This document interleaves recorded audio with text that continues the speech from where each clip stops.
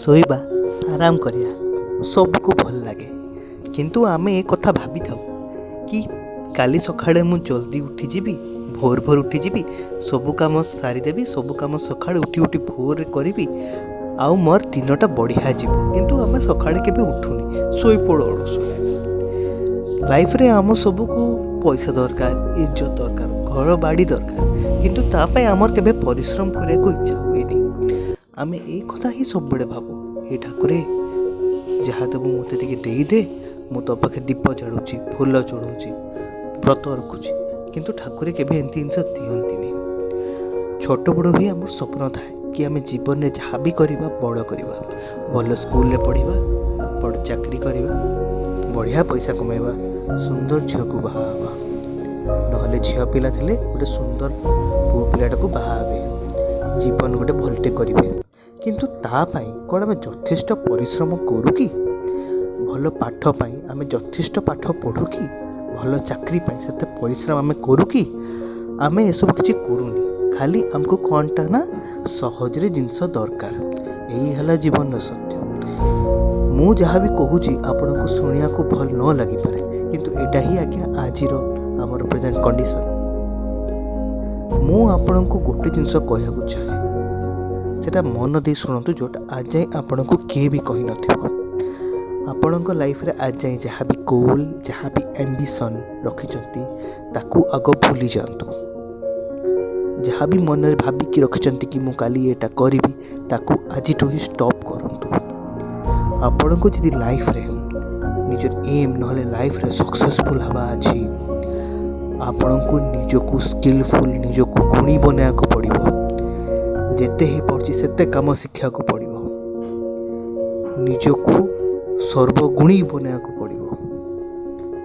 ସବୁ ଲୋକ ସବୁ କାମ ଶିଖିପାରିବେନି, ଏ କଥା ସାମାନ୍ୟ।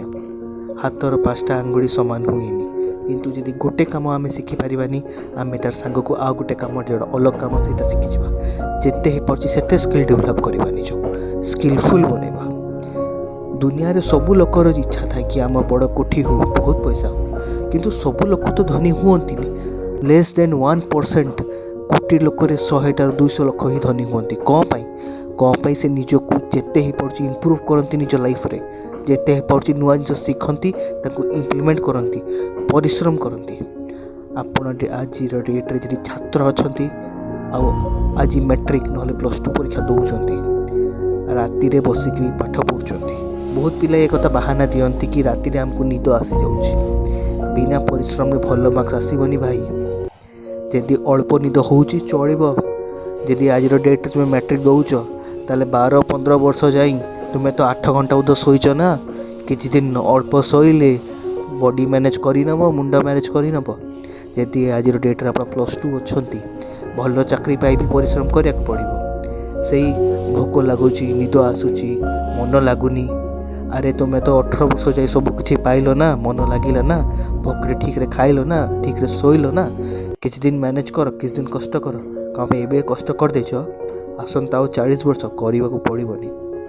ମୁଁ ଯାହା ବି ଆପଣଙ୍କୁ କହୁଛି, ଏଇଟା ଆପଣଙ୍କୁ ଶୁଣିବାକୁ ଭଲ ନ ଲାଗିପାରେ, କିନ୍ତୁ ଗୋଟେ ଜିନିଷ ଅଛି ଶ୍ରୋତାମାନେ, ଯେଉଁ ସିଡ଼ି ଜୀବନରେ ଆପଣଙ୍କୁ ଉପରକୁ ନେଇକି ଯାଏ, ସେଇ ସିଡ଼ି ବି ଆପଣଙ୍କୁ ତଳକୁ ନେଇକି ଆସେ। ଏ କଥା ମନେ ରଖନ୍ତୁ। ଆଜିର କଷ୍ଟଟା କାଲି ଆପଣଙ୍କ ଫାଇଦା ଅଛି। ଲାଇଫରେ ସବୁବେଳେ ଗୋଟେ ଜିନିଷ ମନେ ରଖିବେ, ବାପା ମାଆଙ୍କର ଆଶୀର୍ବାଦ ସବୁଠୁ ବଡ଼ ଆଶୀର୍ବାଦ। ନିଜର ଜୀବନରେ ଯାହା ବି ଆପଣ କରିବା ଅଛି, ତାର ଉପରେ ମନ ଲଗାଇ ଦିଅନ୍ତୁ, ଆଉ ତାରି ଉପରେ ଧ୍ୟାନ ଦେଇ କାମ କରନ୍ତୁ। ଆମ ନିଜ ଘରେ ଆମର ସବୁଠୁ ବଡ଼ ଇନ୍ସପିରେସନ୍ ଅଛନ୍ତି ଆମ ଘର ଲୋକର ସ୍ତ୍ରୀ ଲୋକମାନେ। ସେମାନେ ଦିନ ସାରାରେ 3 ଟାଇମ୍ ବଢ଼ିଆ ଖାଇବା ବନେଇକି ରଖନ୍ତି ଆପଣ ପାଇଁ। ସେଇ ନିଜ ଟାଇମ୍କୁ ଏତେ ପରଫେକ୍ଟଲି ମ୍ୟାନେଜ୍ କରନ୍ତି, ଯେ ସବୁ କାମ ସାରିକିରି ବି ଆମ ପାଇଁ ଖାଇବା ରେଡ଼ି କରନ୍ତି ପୁରା ଡିସିପ୍ଲିନ୍ରେ। ତାଙ୍କର କାମରେ ଯାହା ଡିସିପ୍ଲିନ୍, ଆମକୁ ନିଜ ଲାଇଫରେ ସେଇ ଡିସିପ୍ଲିନ୍ ନେଇକି ଆସିବା ଅଛି, ଆଉ ସକ୍ସେସଫୁଲ୍ ହେବା ଅଛି। ଜୟ ଜଗନ୍ନାଥ।